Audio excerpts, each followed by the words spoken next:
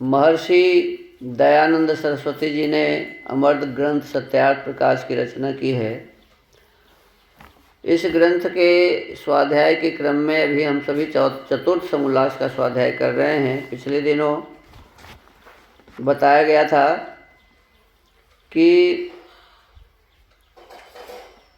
पितृतर्पण क्या है, तो उस संबंध में बताया कि जो ब्रह्मा के प्रपौत्र मरीचिवत विद्वान होकर, माने मरीचि बहुत बड़े विद्वान थे, ब्रह्मा के प्रपौत्र थे, कहते वो उनके समान विद्वान होकर पढ़ावे और जो उनके सदृश विद्यायुक्त तो उनकी स्त्रियां कन्याओं को विद्या दान देवे, उनके तुल्य पुत्र और शिष्य तथा उनके समान उनके सेवक हों, उनका सेवन सत्कार करना ऋषि तर्पण है। अब ऋषि तर्पण क्या है समझ गए? जो विद्वान है किसके समान? मरीचि के समान।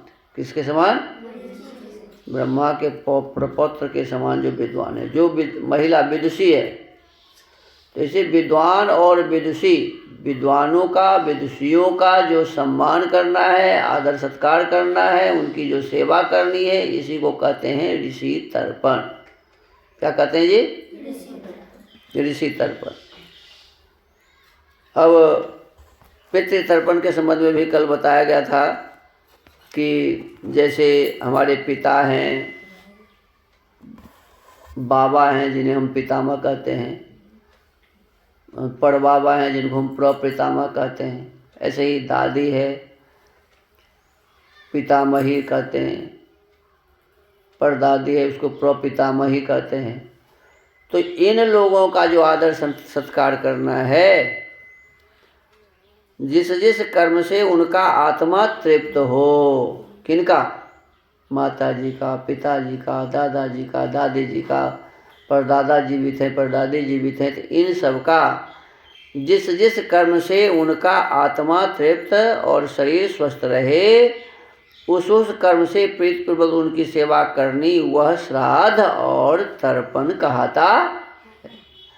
माने इनकी सेवा हम जो करते हैं यही श्राद्ध है, और हमारे श्राद्ध करने से, सेवा करने से वो खुश हो जाते हैं, तृप्त हो जाते हैं, तो यही क्या है जी? तर्पण है। तो श्राद्ध और तर्पण हमें नियमित रूप से अपने पितरों का करना चाहिए। तो पितृतर्पण का मतलब समझ गए? ऋषि तर्पण माने विद्वानों का सत्कार सेवा, और पितृतर्पण माने माता पिता दादा दादी इन लोगों का आदर सम्मान सत्कार करना, वृद्धों का सम्मान करना सत्कार करना, ये है पितृतर्पण। अब चौथा कहते हैं बलि वैश्व, चौथा वैश्वदेव, जिसे बलि वैश्वदेव यज्ञ कहते हैं।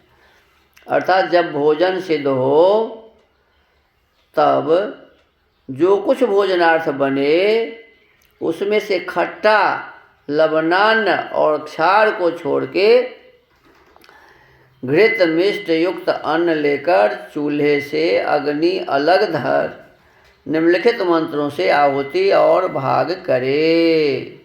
चूल्हा में भी देने का विधान नहीं है। हम लोग हवन कुंड में जो बलि वैश्वदेव यज्ञ कर देते हैं, ये भी विधान नहीं है। क्या विधान है?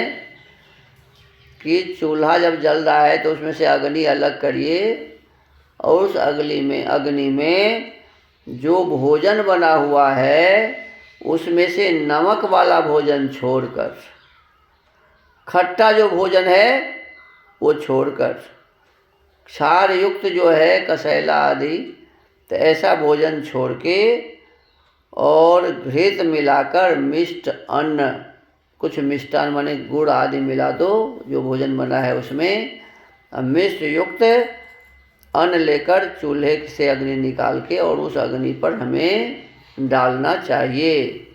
ये है बलि वैश्वदेव यज्ञ। इसमें स्वामी जी वैश्वदेव यज्ञ लिखते हैं। चूल्हे से अग्नि अलग धर निम्नलिखित मंत्रों से आहुति और भाग करे। अब मनु महाराज इस संबंध में एक श्लोक लिखते हैं। वैश्वदेवस्य सिद्धस्य गृह्येग्नौ विधिपूर्वकम् आभ्या कुर्यात् देवताभ्यो ब्राह्मणो मन्वहम। जो कुछ पाकशाला में भोजनार्थ सिद्ध हो उसका दिव्य गुणों के अर्थ उसी पाकाग्नि में निम्नलिखित मंत्रों से विधि पूर्वक होम नित्य करे। देखो प्रतिदिन करने का विधान है। ये क्या है जी? प्रतिदिन करने का विधान, नित्य करे लिखा हुआ है।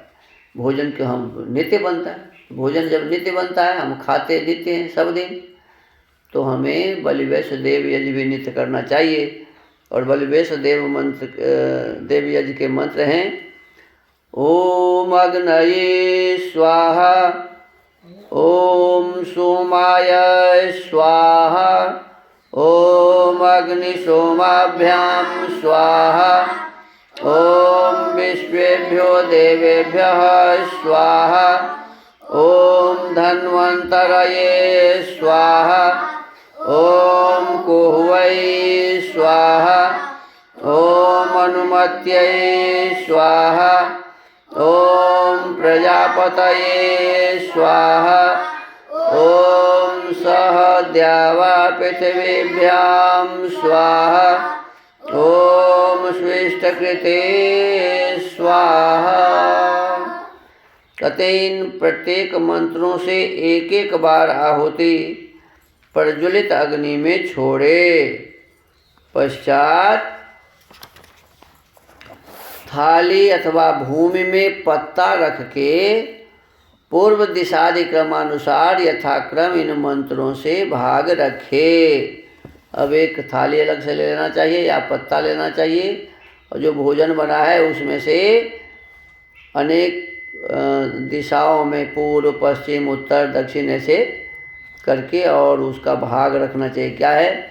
तो ओम शानुगाय इंद्राय नमः, ओम शानुगाय यमाय नमः, ओम शानुगाय वरुणाय नमः, ओम शानुगाय सोमाय नमः, ओम मरुद्भ्यो नमः, ओम मद्भ्यो नमः, ओम वनस्पतिभ्यो नमः, ओम श्रियै नमः, ओम भद्रकाल्यै नमः, ओम ब्रह्मपतये नमः, ओम वास्तुपतये नमः, ओम विश्वेभ्यो देवेभ्यो नमः, ओम दिवाचरेभ्यो भूतेभ्यो नमः, ओम नक्तंचारेभ्यो भूतेभ्यो नमः, ओम सर्वात्मभूतये नमः। इन भागों को जो कोई अतिथि हो तो उसको जिमा देवे। अब ये रख के कोई हमारे यहाँ अतिथि आया है तो उनको ये भोजन करा दीजिए, अथवा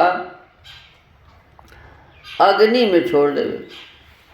ये जो अभी रखा गया ना भोजन, यदि अतिथि अभ्यागत कोई है तो उनको दे दीजिए, खा लेंगे, और नहीं तो क्या करें जी? अग्नि देवता को खिला दीजिए। अब इसमें प्रमाण देते हैं मनु महाराज का।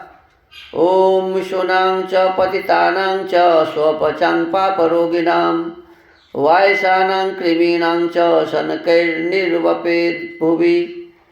इस प्रकार स्वभ्यो नमः पते तेभ्यो नमः, स्वपग्भ्यो नमः, पापरोगिभ्यो नमः, वायसेभ्यो नमः, कृमिभ्यो नमः धरकर पश्चात किसी दुखी बुभुक्षित प्राणी अथवा कुत्ते कौवे आदि को दे देवे, या जितने भी जीव जंतु हैं उसको भी दे देने की का विधान है। यहाँ नमः शब्द का अर्थ अन्न अर्थात कुत्ते, पापी, चांडाल, पापरोगी, कौवे और कृमि अर्थात चींटी आदि को अन्न देना, यह मनुस्मृति आदि की विधि है। और नमः का अर्थ क्या लिखा जी? अन्य जीव जंतुओं को अन्न देना। हवन करने का प्रयोजन क्या है, अब आगे इस पर विचार होगा। तो आज के इस स्वाध्याय के क्रम को यहीं विराम देते हैं। ओम।